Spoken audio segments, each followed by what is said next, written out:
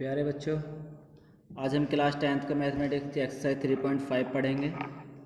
3.5 का पहला क्वेश्चन इसमें लिखा हुआ है कि निम्न रैखिक समीकरणों के युग्मों में से किसका एक अद्वितीय हल है, जिसका किसका कोई हल नहीं है, या किसके अपरिमित रूप से अनेक हल हैं।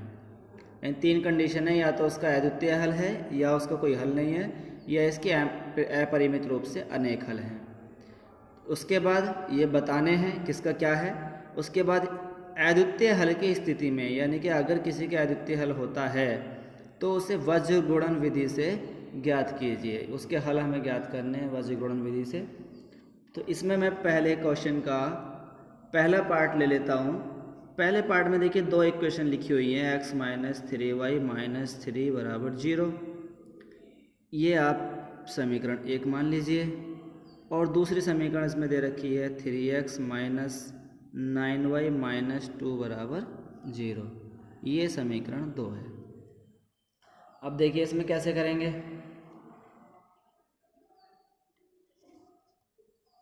इन समीकरणों को पहले हम तुलना करेंगे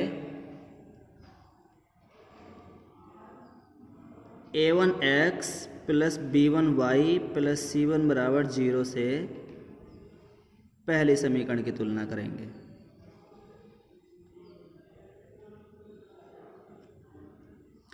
और दूसरी समीकरण की तुलना हम a2x plus b2y plus c2 बराबर 0 से करेंगे।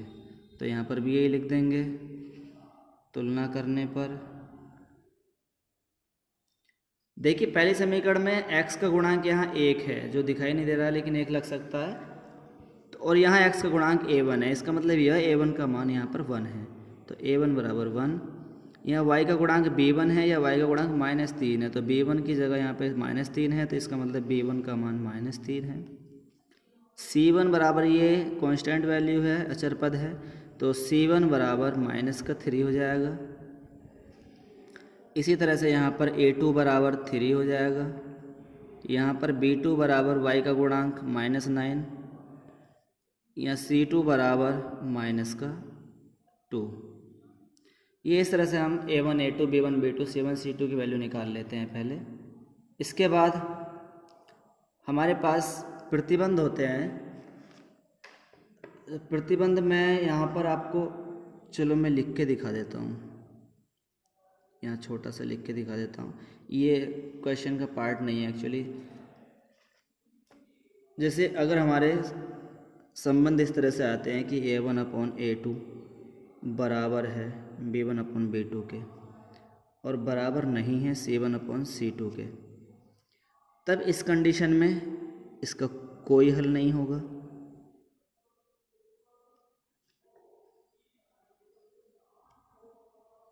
इस कंडीशन में इसका कोई हल नहीं है। यदि कंडीशन बनती है आपकी a1 अपॉन a2 बराबर नहीं है b1 अपॉन b2 के, c1 अपॉन c2 की चेक करने की इसमें ज़रूरत ही नहीं है, तो इस कंडीशन में आपको कहेंगे समीकरण का अद्वितीय हल है। तो इस समीकरण का अद्वितीय हल होगा। और तीसरी कंडीशन बनती है यदि a1 अपॉन a2 बराबर है b1 अपॉन b2 के और बराबर है c1 अपॉन c2 के, तो इस कंडीशन में इन समीकरणों के अपरिमित रूप से अनेक हल होंगे। तो यहाँ पर मैं अनेक हल लिख देता हूँ, अनेक हल। तो ये हमें यहाँ पर हेल्प करेंगे। तो मैं पहले इसको देख लेते हैं कि इसमें कौन सी कंडीशन हमारी बनेगी। तो यहाँ हम निकालते हैं, पहले हमने a1 a2 b1 b2 c1 c2 के मान निकाल लिए। तो a1 अपॉन a2 निकालना है हमें, b1 अपॉन b2। देखिए a1 अपॉन a2 क्या है, a1 का मान है यहाँ पर 1, a2 का मान है हमारा 3, b1 का मान है -3, b2 का मान है -9। इसे हम हल करेंगे, 3 × 3 3 3 9, माइनस से माइनस कट जाएगा, 1/3 आ जाएगा। यानी कि ये दोनों बराबर हैं, यहाँ भी दोनों बराबर हैं, यहाँ भी दोनों बराबर है। अभी कंडीशन हमारी कोई सी भी लग सकती है, तो इसलिए हमें c1 अपॉन c2 का मान भी निकालना पड़ेगा। तो c1 अपॉन c2 है, c1 का मान -3 है और c2 का मान -2 है यहाँ से। तो ये आ गया आपका, माइनस से माइनस कट जाएगा, 3/2। यानी कि कंडीशन हमारी इसमें ये बन रही है कि ये दोनों तो बराबर हैं, लेकिन ये बराबर नहीं है, ये अलग है। तो इसमें पहली कंडीशन बन रही है, तो यहाँ कंडीशन बनेगी A1/A2 बराबर है B1/B2 के, दोनों के मान बराबर हैं, लेकिन ये बराबर नहीं है C1/C2 के मान के। ये कंडीशन बन रही है। अब ये कंडीशन कौन सी है? पहली वाली है, इसका कोई हल नहीं है। तो इसमें हम केवल यही लिख देंगे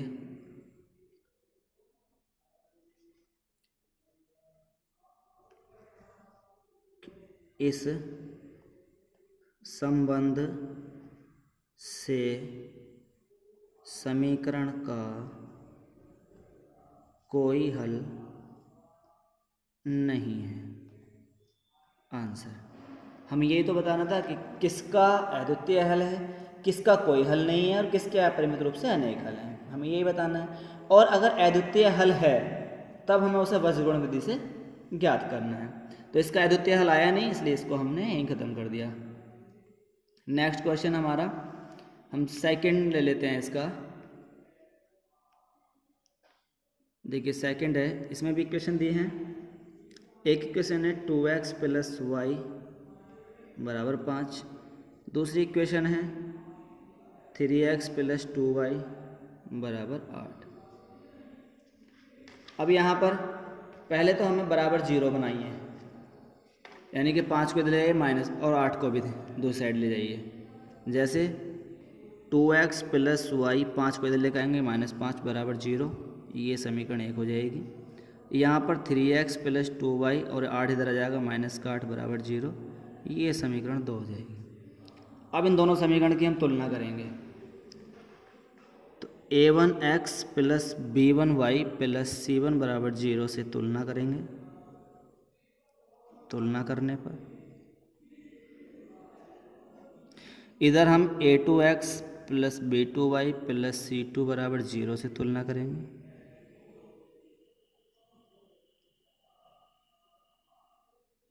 उसके बाद यहाँ a1 का माना जाएगा, देखो 2, क्योंकि x का गुणांक a1 है, x का गुणांक 2 है।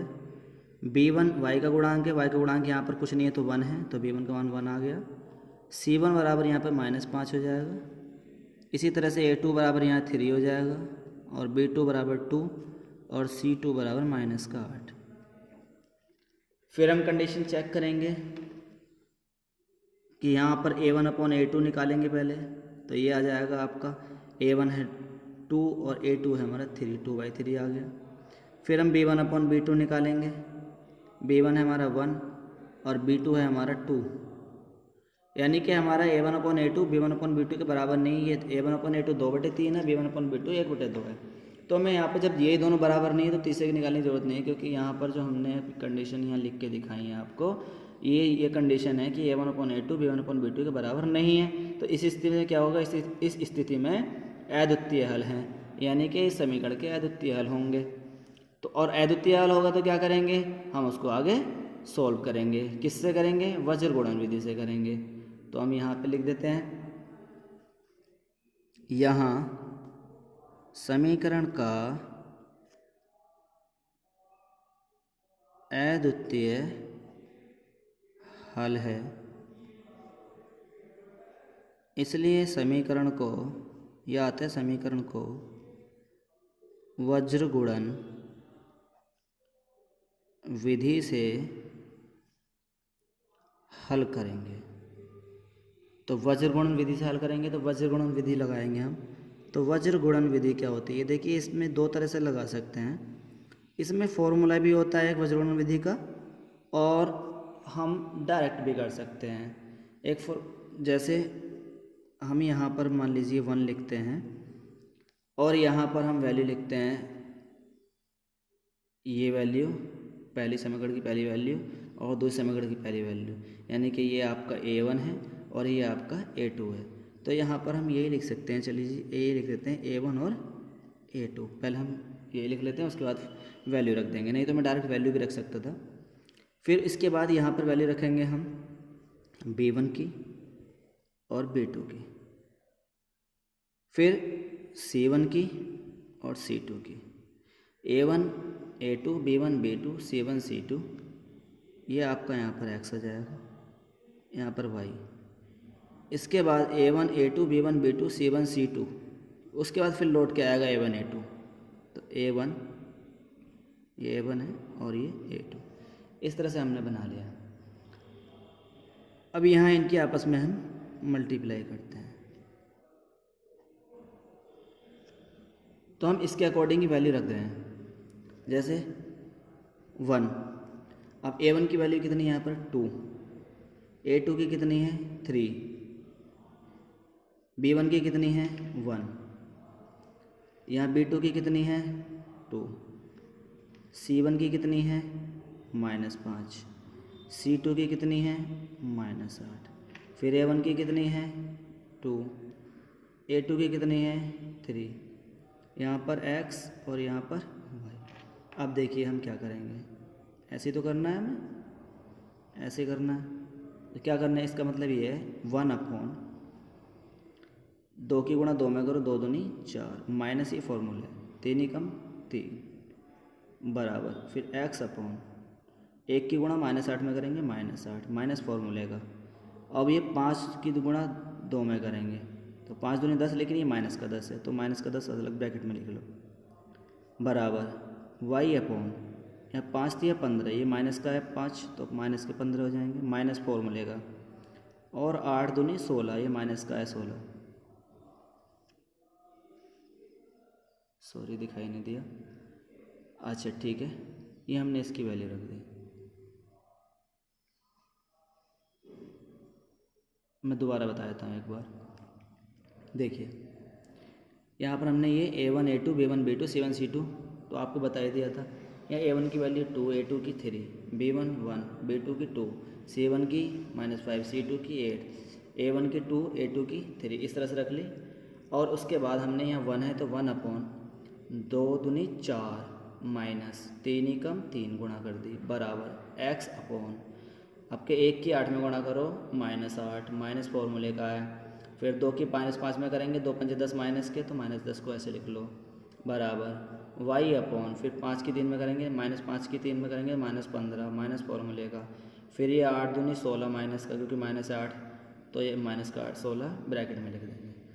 अब हम इसको थोड़ा सा हल करेंगे, तो 1/4 में से 3 गए 1, x अपॉन -8, माइनस माइनस हो जाता है +10, y अपॉन -15, माइनस माइनस +16, इसके बाद 1/1 बराबर x अपॉन -8 +10 प्लस के 2 बचे, y अपॉन -15 प्लस के 16 प्लस का 1 बचा। अब हमें क्या करना है, यहाँ पर